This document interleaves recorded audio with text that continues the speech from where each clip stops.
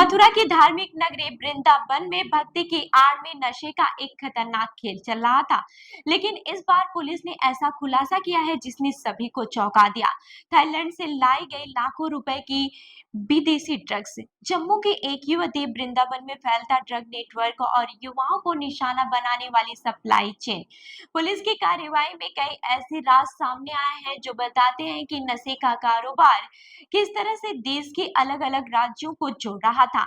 आखिर कैसे विदेशी ड्रग्स मथुरा तक पहुंची और कौन लोग इस नेटवर्क को चला रहे थे, तो चलिए जानते हैं इस खबर को विस्तार से। नमस्कार, मैं हूं रूबी सिंह और आप देख रहे हैं इनके आरजे भारत न्यूज। बता दें कि मथुरा के वृंदावन में पुलिस ने नशा तस्करी के एक बड़े नेटवर्क का भंडाफोड़ करते हुए एक युवती समेत 3 लोगों को गिरफ्तार किया है।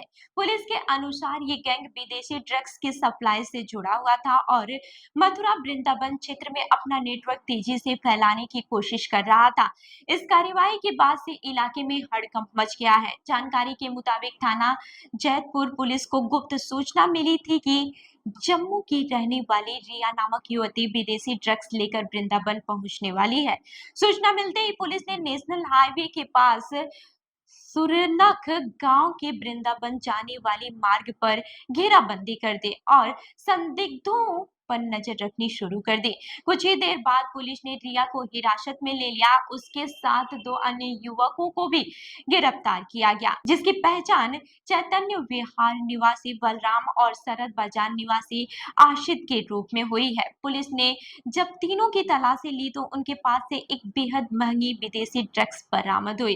पुलिस अधिकारियों के अनुसार आरोपियों के पास से 60 ग्राम ओजी ड्रग्स बरामद की गई है। बताया जा रहा है कि ये ड्रग्स थाईलैंड में काफी प्रचलित है और अंतर्राष्ट्रीय बाजार में इसकी कीमत करीब 15 लाख रुपए आंकी गई है। इस ड्रग्स की खास बात यह है कि इसके सेवन के बाद से सामान्य नशे की तरह तेज गंध नहीं आती, जिसके कारण युवा वर्ग में इसकी मांग तेजी से बढ़ रही है। पूछताछ के दौरान गिरफ्तार युवती ने कई अहम खुलासे किए हैं। उसने बताया है कि पहले वो नोएडा क्षेत्र में नशे की तस्करी करती थी, लेकिन वहां पुलिस की सख्ती बढ़ने के बाद से उसने अपना नेटवर्क पश्चिमी उत्तर प्रदेश के अन्य शहरों की ओर बढ़ाना शुरू कर दिया। मथुरा, वृंदावन, आगरा और ग्वालियर जैसे शहर उसके निशाने पर थे। पुलिस को शक है कि ये केवल एक छोटी खेप नहीं थी, बल्कि इसके पीछे एक बड़ा नेटवर्क काम कर रहा है। जांच एजेंसियां अब ये पता लगाने में जुटी हुई है कि विदेशी ड्रग्स भारत में किस रास्ते से लाई गई और इसके पीछे कौन-कौन लोग शामिल हैं। इसी दौरान जैत पुलिस ने एक और बड़ी कार्रवाई करते हुए 2 अन्य तस्करों को भी गिरफ्तार किया। पुलिस गश्त के दौरान वाहन चेकिंग कर रही थी, तभी एक स्कूटी सवार पर 2 युवक संदिग्ध अवस्था में दिखाई दिए। पुलिस ने जब उन्हें रोका तो वे घबरा गए। तलाशी लेने पर स्कूटी से 5 पैकेट बरामद हुए, जिनमें 5 किलो से अधिक गांजा रखा हुआ था। पूछताछ में दोनों आरोपियों ने अपनी पहचान राधा गोविंद निवासी गोविंद टीला और कुलदीप निवासी गौरी गोपाल आश्रम के पास वृंदावन के रूप में बताई। पुलिस के अनुसार दोनों आरोपी गांजे की खेप को लेकर वृंदावन में सप्लाई करने जा रहे थे। बरामद गांजे की कीमत भी 1000 रुपए बताई जा रही है। वहीं दोनों के खिलाफ एनडीपीएस एक्ट के तहत मामला दर्ज कर उन्हें जेल भेज दिया गया है।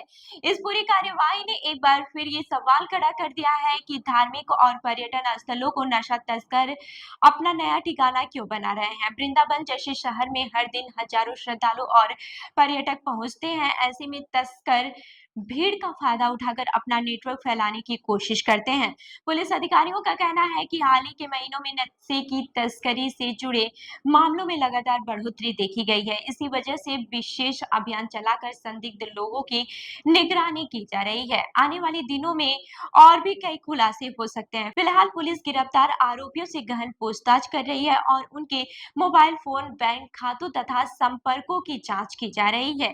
ये पता लगाने की कोशिश की जा रही है कि इस नेटवर्क से और कौन-कौन से लोग जुड़े हुए हैं तथा विदेशी ड्रग्स की सप्लाई का असली मास्टरमाइंड कौन है। धार्मिक नगरी वृंदावन में विदेशी ड्रग्स और गांजा तस्करी का ये खुलासा न केवल पुलिस के लिए बड़ी सफलता माना जा रहा है बल्कि समाज के लिए भी एक गंभीर चेतावनी है। जिस तरह नशे का जाल युवाओं को अपनी गिरफ्त में लेने की कोशिश कर रहा है, उससे निपटने के लिए प्रशासन और समाज दोनों को मिलकर सतर्क रहने की जरूरत है।